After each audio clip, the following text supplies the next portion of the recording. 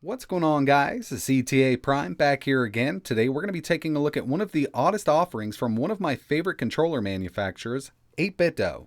This is known as the Lite Bluetooth Gamepad for the Nintendo Switch. Now you might have already noticed here, but we have two D-pads on this controller. This was specifically designed for 2D gaming on the Nintendo Switch, Windows, or the Raspberry Pi. Now on the box it doesn't say anything about Android, but I'm pretty sure we'll be able to connect it. It does work in X input mode also. They only offer two color variants at the moment, yellow and turquoise, obviously to match the new Nintendo Switch Lite. And they retail for $24.99. You can actually pick them up right now on Amazon, and I'll leave links in the description. Since these gamepads are wireless, it does have a built-in rechargeable battery. It's a 480 milliamp hour battery, and they claim 18 hours of playtime, and it takes around 1 to 2 hours to charge them. These do have a programmable turbo function, but unfortunately there are no motion controls or rumble built into these gamepads. Like I mentioned, these are designed and marketed for 2D gameplay.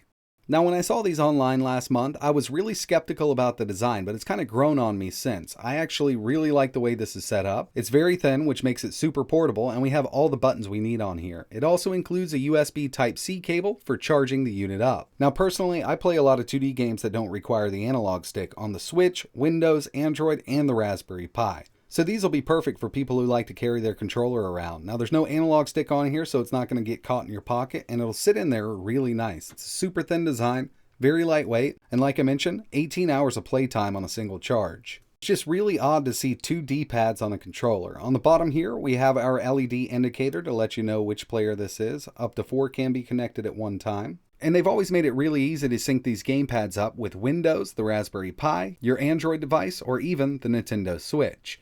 So to get this connected to your Nintendo Switch, be it the Lite version or the regular version, is really easy. There's a little switch here, a little toggle switch on the front. Make sure it's set to S. We're going to hold the home button until we get the 4 indicators on the bottom flashing. Then we'll press the sync button. We'll get a rapidly flashing LED.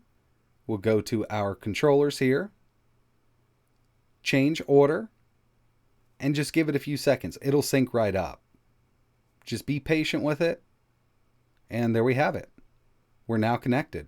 So the D-pads are going to work in the menu just like the analog sticks on the Switch Joy-Cons. It is totally possible to play 3D games with this. I'm not sure how well it's going to work, but we will test it out. First up, we'll get into a little bit of Sonic Mania for my 2D game test. Then I'll move on to a 3D game on the Switch. And then finally, we're going to test these D-pads out with some emulation on my Android tablet. So the lower separated D-pad is still here if you want to use it, but I would suggest using the upper left D-pad. It works really well. The buttons on this thing do feel pretty good. They're a little lower than I like them to be, but they really tried to keep this thing as thin as possible. And as for input latency, I'm personally not noticing any here, but I've learned to compensate because I do a lot of emulation on several different devices. If you're going to be playing these games or any game competitively, I recommend using a wired controller. That's just how it is. You're going to get the best input latency with a wired controller versus wireless on anything.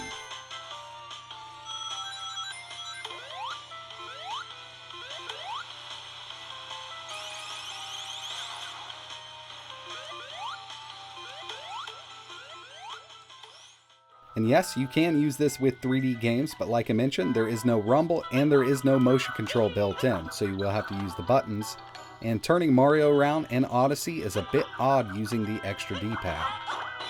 But you do have the upper L1, L2, R1, and R2, which if you're looking in a certain direction, you can just hit it and it'll face that way. It's definitely not designed for 3D games, but it's totally possible to play them with it.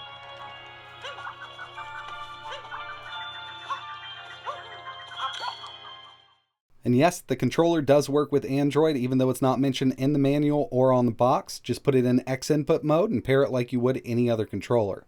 We also have the home button down here, which will bring us home out of anything. So it's working in X input mode, and as long as the game supports X input, it'll work. I'm going to move over to a little bit of Dreamcast emulation using the Redream emulator, and we'll be testing out Marvel vs. Capcom 2. Every time I do any kind of controller review, everybody wants to see the D-pad working with some special moves in a Street Fighter game. So here we go. It works quite well, much better than I thought it would. And if you want to use the separated D-pad, you can also use that. I know a lot of people are used to that now, but these D-pads actually feel really great. They do have a center pivot. They're not too mushy, they're not too hard. 8BITDO really knows what they're doing when it comes to these D-pads nowadays. And I personally really like this controller. It's going to be so much easier to carry this around when I'm traveling than a big controller with analog sticks built in.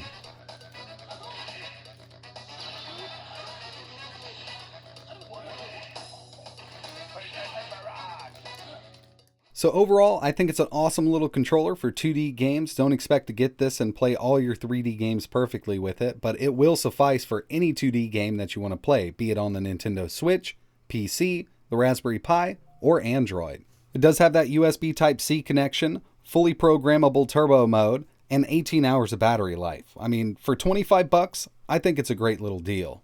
If you're always playing 2D games or you travel a lot, you'll love this controller. So that's pretty much it for this video, guys. I really appreciate you watching. If you're interested in picking up one of these new Lite controllers, I will leave links in the description. If you got any questions or you want to see anything else tested with this controller, just let me know in the comments below.